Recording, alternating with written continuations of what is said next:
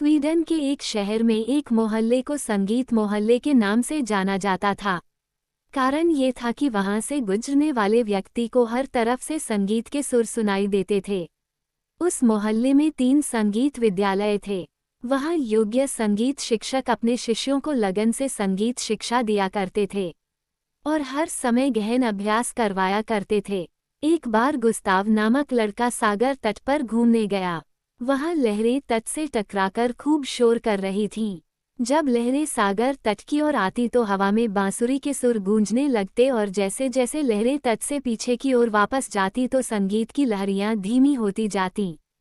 कुछ देर बाद लहरें सागर तट की ओर लौटी तो वंशी के सुर गूंजने लगे। गुस्ताव तट से टकराकर वापस लौटती लहरों में कूद पड़ा और लहरों के साथ साथ तैरने लगा। इस बार वंशी की धुन उतनी ही तेज सुनाई दी।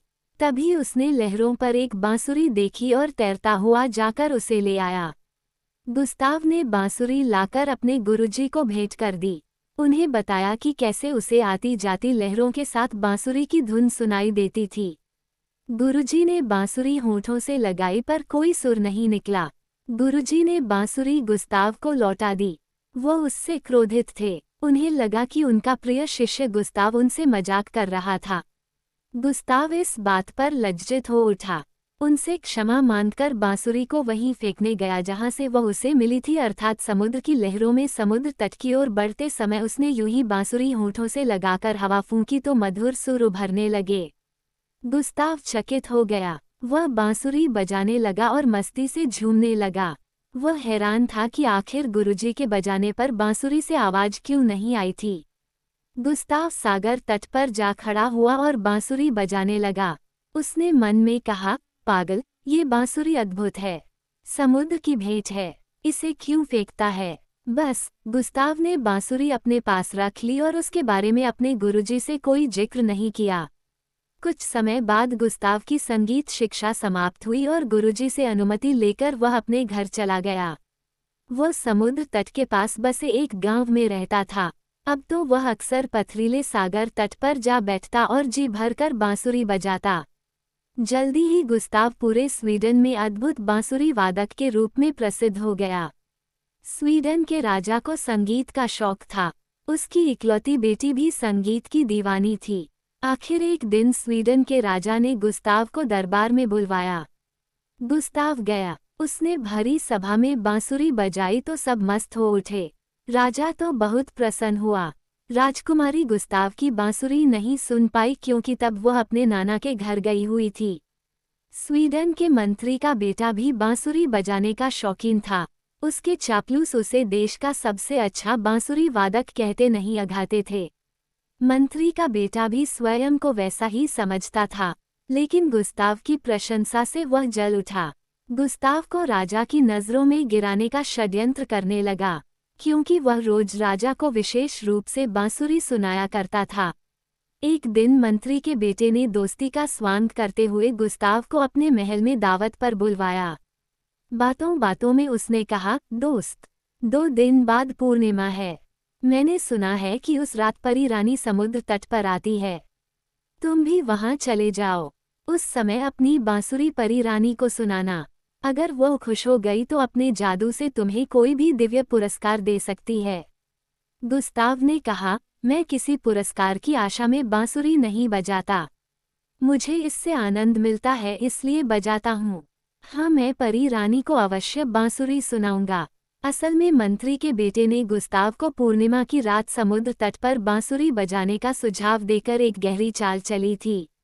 पूर्णिमा की रात स्वीडन की राजकुमारी समुद्र तट पर जाया करती थी, लेकिन ये बात गुस्ताव को पता नहीं थी। मंत्री के बेटे ने सोचा था गुस्ताव स्वीडन की राजकुमारी को ही परी समझकर बांसुरी बजाएगा और सैनिकों द्वारा गिरफ्तार कर लिया जाएगा, क्योंकि राजकुमारी के आगमन के समय कोई भी नागरिक सागर तट पर नहीं रह सकता था। अगर कोई गलती से चला जाता तो गिरफ्तार होने पर उसे मृत्युदंड मिलना निश्चित था। कुटिल मंत्री पुत्र ने इस तरह गुस्ताव को समाप्त करने की योजना बनाई थी। पूर्णिमा की रात आई। बेचारा गुस्ताव बांसुरी लेकर समुद्र तट पर जा पहुंचा। कुछ देर बाद स्वीडन की राजकुमारी की नौक वहां आ पहुंची। गुस्ताव उसे ही परी रानी समझकर बांसुरी बजाने लगा। राजकुमारी के साथ आए सैनिकों ने झट गुस्ताव को पकड़ लिया।